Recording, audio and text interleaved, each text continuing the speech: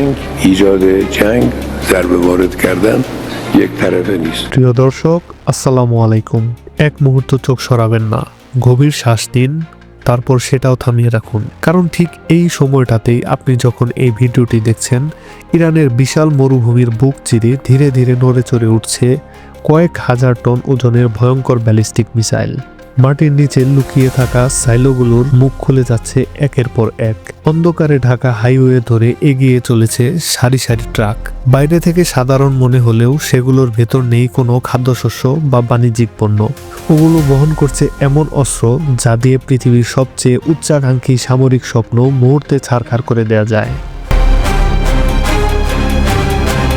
Washington ভেবেছিল তাদের তথাকথিত গোস্ট ক্যারিয়ার ইউএস আব্রাহাম লিঙ্কনের ট্র্যাকিং সিস্টেম বন্ধ করে দিলেই তেহরান থমকে যাবে তারা ভেবেছিল ভয় দেখালেই ইরান পিছু হটবে কিন্তু বাস্তবতা সম্পূর্ণ উল্টো আজ ইরান চুপ নেই বরং গর্জে উঠেছে পারস্য উপসাগরের নীল জলরাশি আজ আর শান্ত নয় আইআরজিসি সেখানে রক্তিম ঢেউ তোলার শপথ নিয়েছে সময় গুণে রাখা শুরু হয়ে গেছে যুক্তরাষ্ট্রের হাতে বাকি আছে মাত্র 48 ঘন্টা হ্যাঁ ভুল শোনেননি শুধু 48 ঘন্টা এই সময় শেষ হলে কি সত্যি ইসরায়েলের মানচিত্র বদলে যাবে মধ্যপ্রাচ্যে থাকা মার্কিন সামরিক ঘাঁটিগুলো কি ইতিহাসের পাতায় মিলিয়ে যাবে আজকের ভিডিওতে আমরা এমন কিছু গোয়েন্দা তথ্যের দিকে তাকাবো যেগুলো হোয়াইট হাউসের করিডোরে রাতের ঘুম কেড়ে নিচ্ছে সুতরাং তৈরি হয়ে যান কারণ এই লড়াই আর কাগজে কূটনীতি নয় এটা এখন সরাসরি রণাঙ্গনের খেলা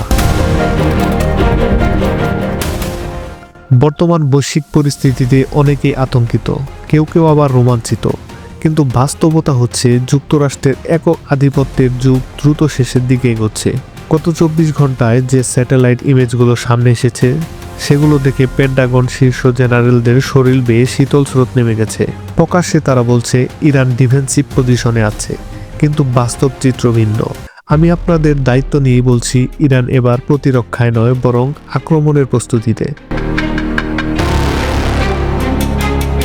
আজকের এই ভিডিওটিতে আপনারা 4টি ভয়ঙ্কর বাস্তবতার মুখোমুখি হবেন প্রথমত ইরানের গোপন মিসাইল মুভমেন্টের প্রকৃত উদ্দেশ্য দ্বিতীয়ত কেন হঠাৎ করে ইরানি শীর্ষ জেনারেলদের সব ছুটি বাতিল করে দেয়া হয়েছে এবং কেন এই 48 ঘন্টার সময়সীমা তৃতীয়ত ইউএস আব্রাহাম লিঙ্কন কি সত্যি অদৃশ্য নাকি সে নিজেই এক ভয়ঙ্কর ফাঁদে ঢুকে পড়েছে এবং সবশেষে সেই রহস্যময় সবুজ ট্রাক যেগুলো দেখেই ট্রাম্প প্রশাসনের কপালে ভাঁজ পড়েছে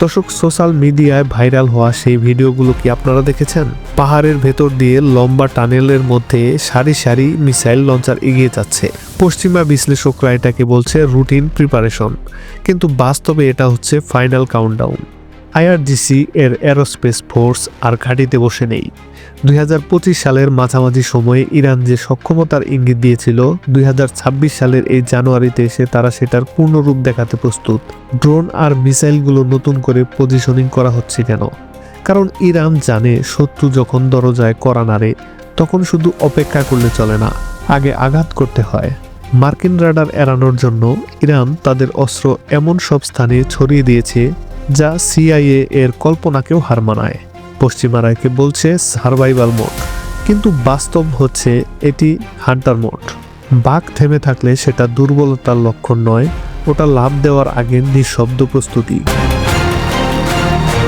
যুক্তরাষ্ট্র আর ইসরায়েল ভেবেছিল স্যাটেলাইট চোখ দিয়েই সব নজরে রাখা যাবে কিন্তু তেহরান আধুনিক সিগন্যাল জ্যামিং প্রযুক্তি ব্যবহার করে পুরো এলাকা কার্যত অন্ধ করে দিয়েছে এখন ওয়াশিংটনের হাতে আছে শুধু ভয় নির্ভরযোগ্য তথ্য নেই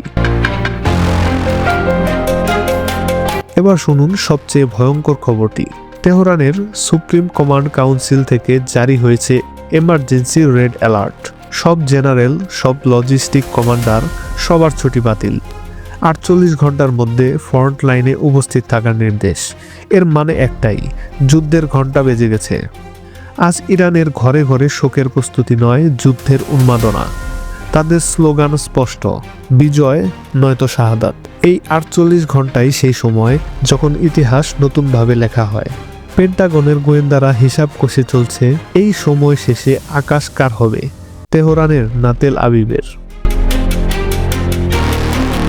ইরানের পররাষ্ট্রমন্ত্রী আব্বাস আরাকচির কণ্ঠে কোনো দ্বিধা নেই। 1 ইঞ্চি জমিও ছাড়ব না। মার্কিনরা যদি হাত তোলে সেই হাত ছিন্ন করা হবে। যারা ইরানকে চেনে তারা জানে পারস্যের যোদ্ধারা তলোয়ার বের করলে সেটা বিজয় ছাড়া ফেরত নেয় না। অন্যদিকে যুক্তরাষ্ট্রের নাটক। ইউএস আব্রাহাম লিঙ্কন ভারত মহাসাগরে ঢুকে ট্র্যাকার বন্ধ করে গোস্ট মোডে রয়েছে। তারা কি ভেবেছে ইরান অন্ধ? তারা কি জানে না তেহরানের হাতে এমন রাডার আছে যা অদৃশ্যকে দৃশ্যমান করে? F-15 হিমার্স দিয়ে ভয় দেখানোর চেষ্টা করছে যুক্তরাষ্ট্র, কিন্তু ইউক্রেন যুদ্ধে সেই হিমার্সের পরিণতি তারা নিজের চোখেই দেখেছে। ইরানের প্রযুক্তি তার থেকেও কয়েক ধাপ এগিয়ে। বাস্তবতা হলো ইউএস আব্রাহাম লিঙ্কন এখন একটি ভাসমান লোহার কফিন।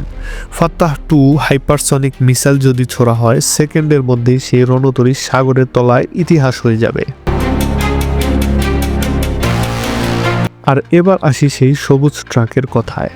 লরিস্তান সহ বিভিন্ন শহরে ট্রাক নামতে যুক্তরাষ্ট্র মানবাধিকার আর গৃহযুদ্ধের গল্প শুরু করেছে। তারা সারা পৃথিবী জুড়ে আগুন লাগায়, আর এখন মানবাধিকারের দরদি এই নাটক আর কতদিন? বাস্তবে ওই ট্রাকগুলো কোনো দমন পীড়নের প্রতীক নয়, এগুলো অভ্যন্তরীণ ষড়যন্ত্র দমনের প্রতিরক্ষা ব্যবস্থা।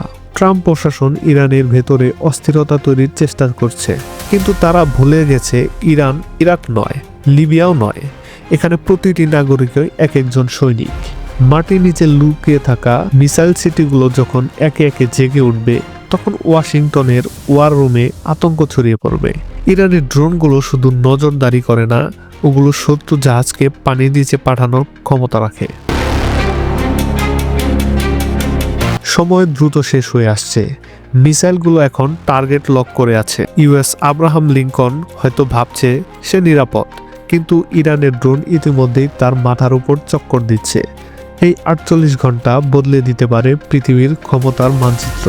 এটা কি তৃতীয় বিশ্বযুদ্ধের প্রস্তাবনা, নাকি যুক্তরাষ্ট্র শেষ মুহূর্তে পিছু হটবে?